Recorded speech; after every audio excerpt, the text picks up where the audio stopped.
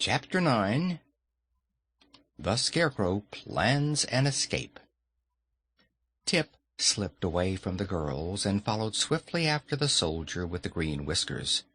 The invading army entered the city more slowly, for they stopped to dig emeralds out of the walls and paving stones with the points of their knitting needles.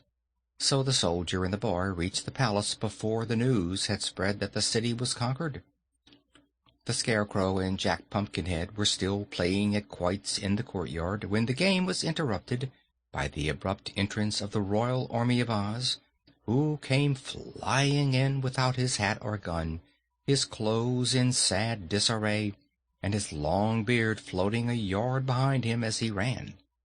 "Tally one for me," said the Scarecrow calmly. "What's wrong, my man?" he asked, addressing the soldier.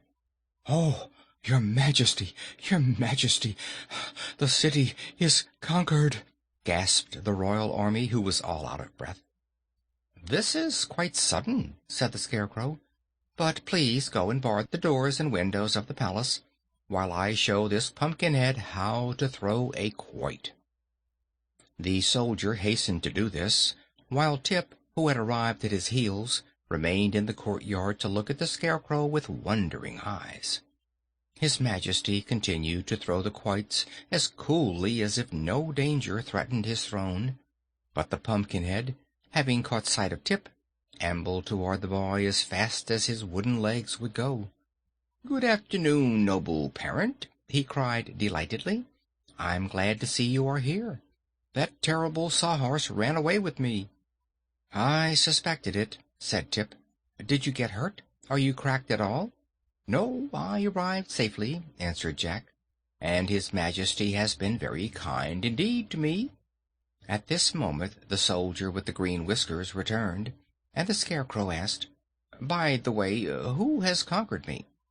"A regiment of girls gathered from the four corners of the land of Oz," replied the soldier, still pale with fear. "But where was my standing army at the time?" inquired His Majesty, looking at the soldier gravely. "Your standing army was running," answered the fellow honestly, "for no man could face the terrible weapons of the invaders."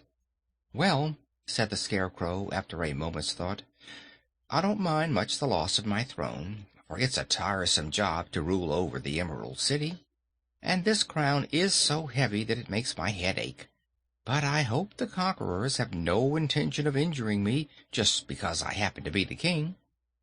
"I heard them say," remarked Tip with some hesitation, "that they intend to make a rag carpet of your outside and stuff their sofa cushions with your inside." "Then I am really in danger," declared His Majesty positively, "and it will be wise for me to consider a means to escape." "Where can you go?" asked Jack Pumpkinhead. "Why, to my friend the Tin Woodman, who rules over the Winkies and calls himself their Emperor," was the answer. "I am sure he will protect me." Tip was looking out the window. "The palace is surrounded by the enemy," said he. "It is too late to escape. They would soon tear you to pieces." The Scarecrow sighed.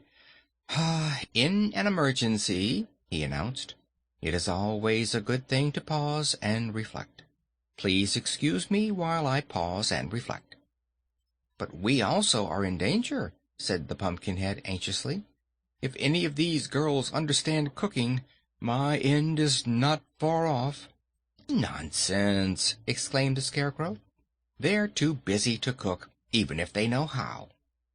"But should I remain here a prisoner for any length of time," protested Jack, "I'm liable to spoil." "Ah, then you would not be fit to associate with," returned the Scarecrow. "The matter is more serious than I suspected." "You," said the Pumpkinhead gloomily, "are liable to live for many years. My life is necessarily short, so I must take advantage of the few days that remain to me." There, don't worry," answered the Scarecrow soothingly. "If you'll keep quiet long enough for me to think, I'll try to find some way for us all to escape." So the others waited in patient silence, while the Scarecrow walked to a corner and stood with his face to the wall for a good 5 minutes. At the end of that time he faced them with a more cheerful expression upon his painted face. "Where is the sawhorse you rode here?" he asked the Pumpkinhead. "Why, I said he was a jewel, and so your man locked him up in the royal treasury," said Jack. "It was the only place I could think of, your Majesty," added the soldier, fearing he had made a blunder. "It pleases me very much," said the Scarecrow. "Has the animal been fed?" "Oh, yes. I gave him a heaping peck of sawdust." "Excellent!" cried the Scarecrow. "Bring the horse here at once." The soldier hastened away, and presently they heard the clattering of the horse's wooden legs upon the pavement as he was led into the courtyard. His Majesty regarded the steed critically. "He doesn't seem especially graceful," he remarked musingly, "but I suppose he can run?" "He can indeed," said Tip, gazing upon the Sawhorse admiringly. "Then, bearing us upon his back, he must make a dash through the ranks of the rebels and carry us to my friend the Tin Woodman," announced the Scarecrow. "He can't carry 4," objected Tip. "No, but he may be induced to carry 3," said his Majesty. "I shall therefore leave my royal army behind, for, from the ease with which he was conquered, I have little confidence in his powers." "Still, he can run," declared Tip laughingly. "I expected this blow," said the soldier sulkily, "but I can bear it. I shall disguise myself by cutting off my lovely green whiskers. And after all, it is no more dangerous to face those reckless girls than to ride this fiery, untamed wooden horse." "Perhaps you are right," observed his Majesty. "But for my part, not being a soldier, I am fond of danger. Now, my boy, you must mount first, and please sit as close to the horse's neck as possible." Tip climbed quickly to his place, and the soldier and the Scarecrow managed to hoist the Pumpkinhead to a seat just behind him. There remained so little space for the King that he was liable to fall off as soon as the horse started. "Fetch a clothesline," said the King to his army, "and tie us all together. Then if one falls off, we will all fall off." And while the soldier was gone for the clothesline, his Majesty continued, "It is well for me to be careful, for my very existence is in danger." "I have to be as careful as you do," said Jack. "Not exactly," replied the Scarecrow, "for if anything happened to me, that would be the end of me. But if anything happened to you, they could use you for seed." The soldier now returned with a long line and tied all 3 firmly together, also lashing them to the body of the Sawhorse, so there seemed little danger of their tumbling off. "Now throw open the gates," commanded the Scarecrow, "and we will make a dash to liberty or to death." The courtyard in which they were standing was located in the center of the great palace, which surrounded it on all sides. But in one place a passage led to an outer gateway, which the soldier had barred by order of his sovereign. It was through this gateway his Majesty proposed to escape, and the royal army now led the Sawhorse along the passage and unbarred the gate, which swung backward with a loud crash. "Now," said Tip to the horse, "you must save us all.